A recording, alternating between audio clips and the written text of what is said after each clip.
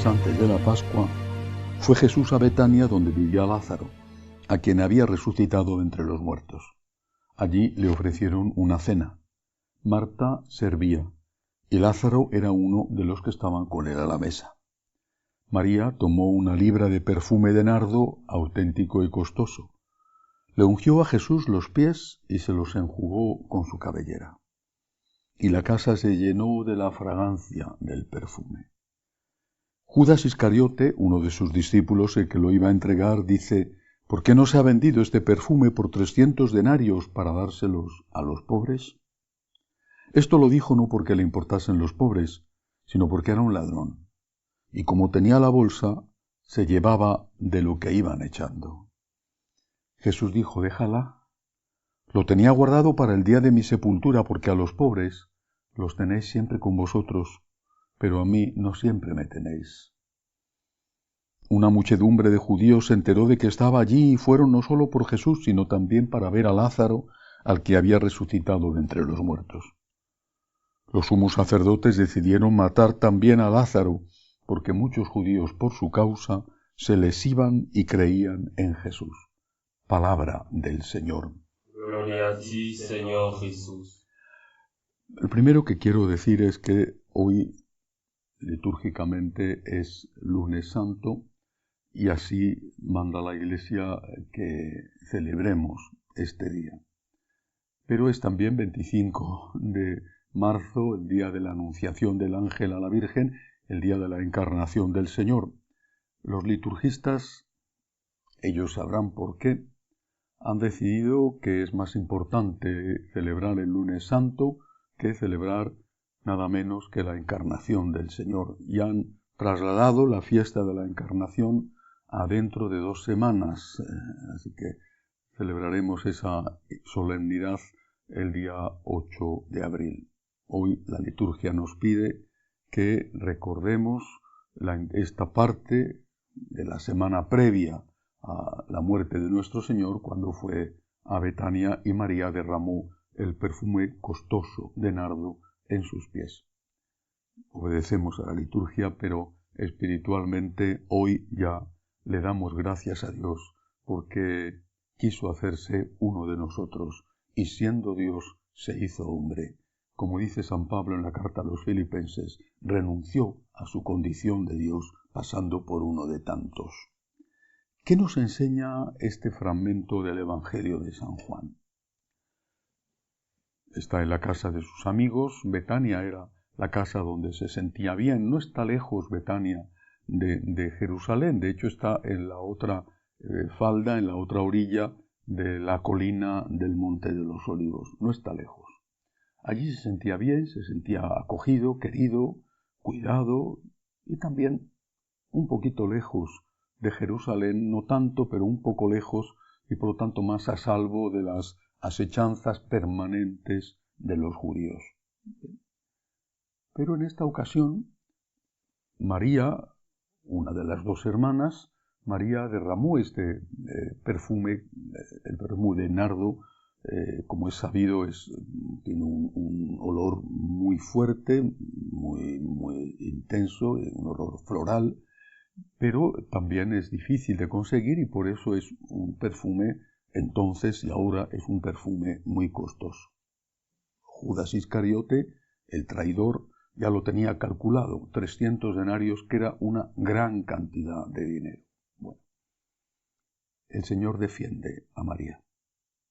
La defiende en un tema, además, muy delicado, porque Judas, aunque San Juan dice que su objetivo era otro, dice que había que haber rodado a los pobres.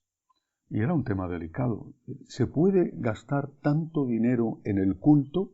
Ese perfume derramado a los pies de Jesús era un perfume dedicado a Cristo, por lo tanto, digamos, un gasto dedicado al culto litúrgico, algo dedicado al Señor. ¿Se puede hacer eso?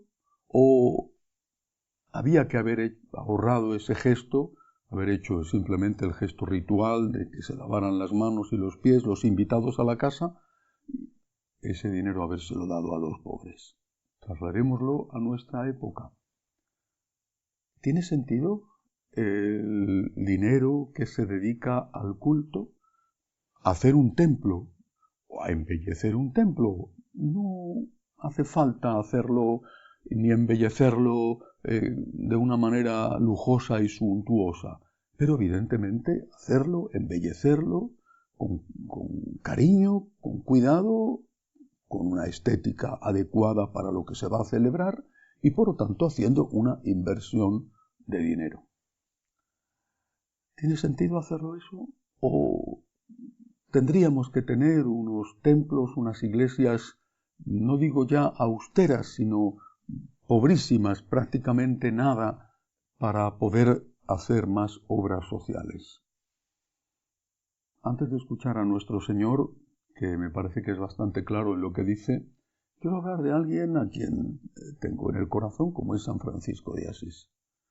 San Francisco, yo creo que nadie que conozca un poco su vida, su austeridad extrema, no austeridad, sino austeridad extrema, su pobreza radical, podrá pensar que San Francisco era sospechoso de lujos y de gastos innecesarios. Y sin embargo deja escrito, de las pocas cosas que escribe, que había que tener las cosas que se iban a emplear para la misa, tener las mejores que fueran posibles, porque eran para el Señor, y que por lo tanto había que cuidarlo con el máximo esmero. No estaba diciendo que había que tener oro o plata en los cálices, en los copones, pero estaba diciendo que eran para el Señor y que ahí no había que ahorrar. Había que, dentro de las posibilidades y dentro también de su carisma de pobreza, pero había que tener las cosas del Señor con la máxima dignidad y decoro posible. Y eso incluye no solamente el cáliz o la patena, el copón, el sagrario, incluye también la decoración de la iglesia. Después del Concilio Vaticano II se vivió una época que desde el punto de vista estético fue desastrosa. Tanto en lo que hace referencia a que se destruyeron muchas cosas maravillosas que estaban en los templos, imágenes, decoración, cuanto en lo que hace referencia a la construcción de nuevos templos. En general, qué feos. Da la impresión de que el que los construía o los que mandaban construirlos no tenían suficiente fe. Eran cosas oscuras. En general, y hablo de lo que conozco bien, que es España, en general, cosas oscuras, tristes. No había alegría, no había belleza entrando ahí. Y no necesariamente va unida la belleza a la riqueza. Puede haber una belleza unida a la austeridad. Por ejemplo, a través de la luz. Era todo triste y feo. Las iglesias, yo diría que minimalistas, por decirlo de una forma, recordando un estilo de decoración, pero sobre todo parecían naves industriales en muchos casos. Quizá es porque no se amaba lo suficiente al Señor, no lo sé. O porque se pensaba que todo había que concentrarlo en la ayuda a la gente necesitada.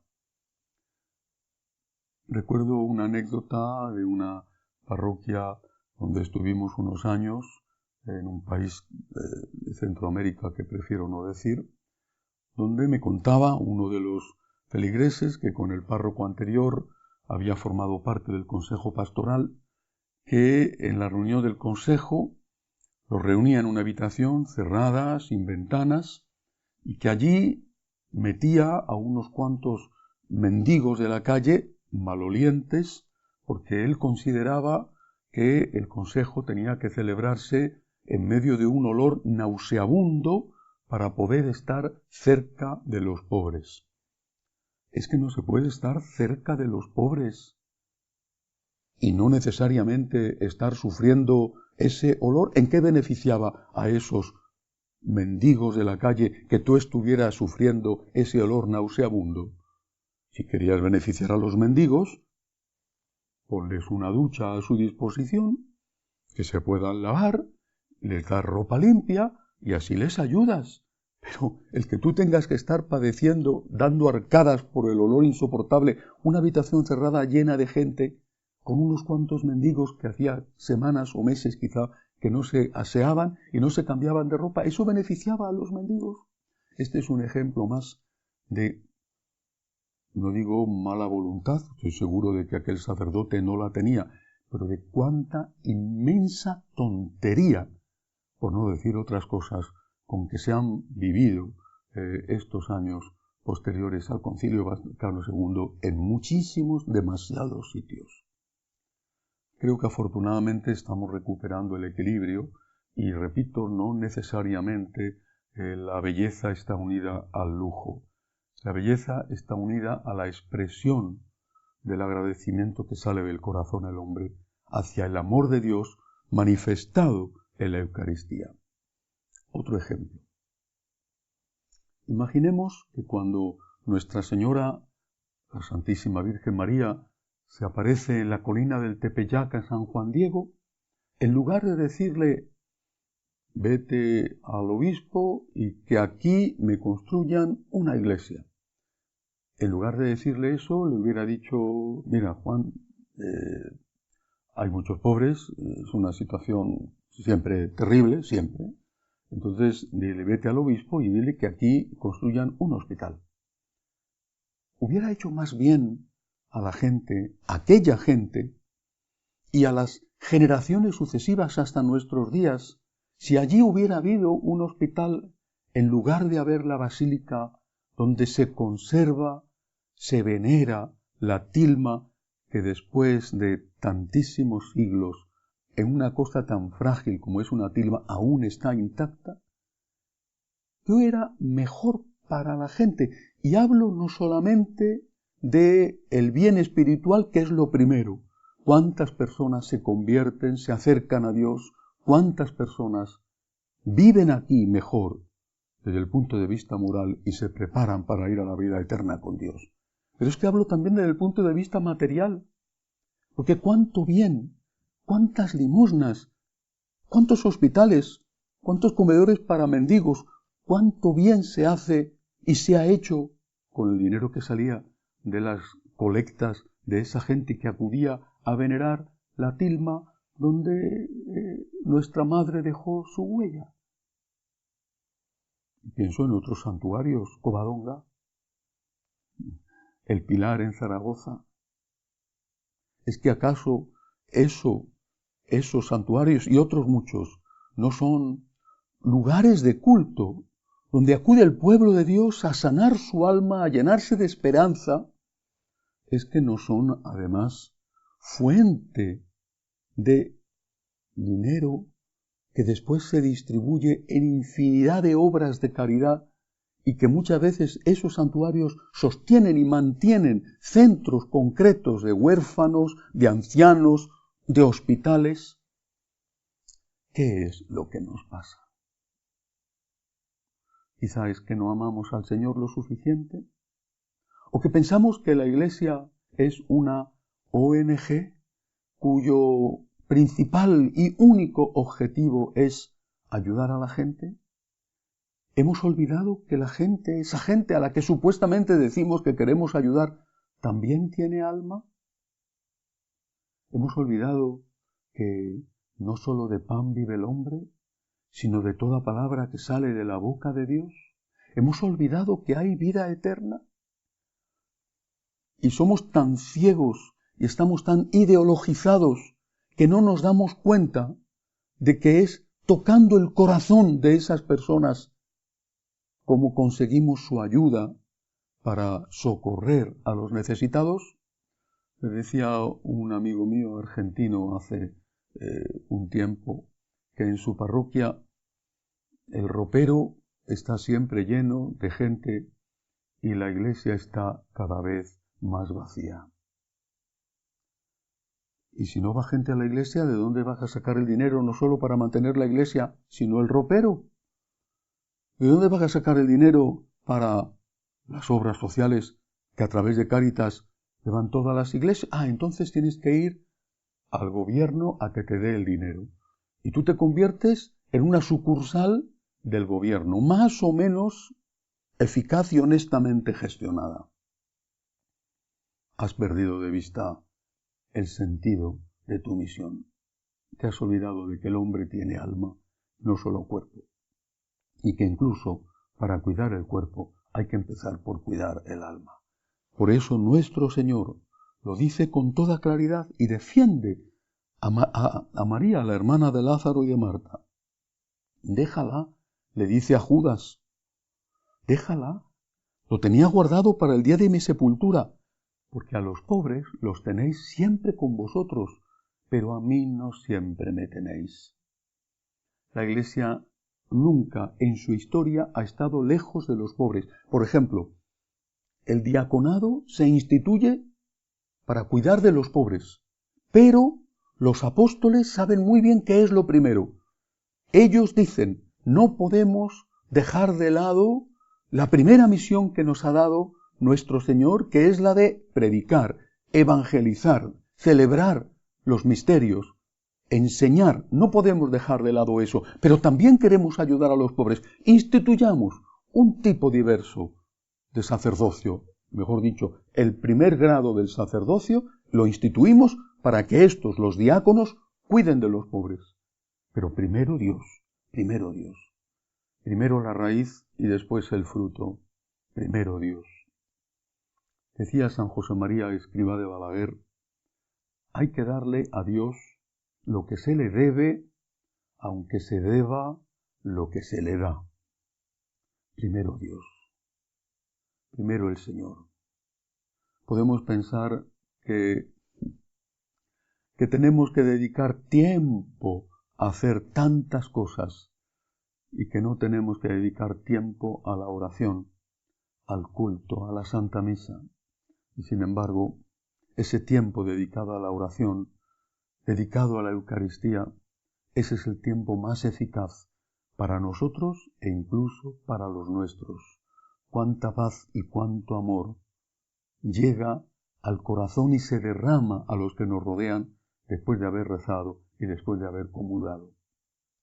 Dios no es enemigo de los hombres, al contrario, es el que nos manda amar a los que sufren. Pero lo primero es Dios. Si estamos con Él tendremos la fuerza para hacer todo lo que Él nos pide, incluso y empezando por amar a los pobres. Que así sea.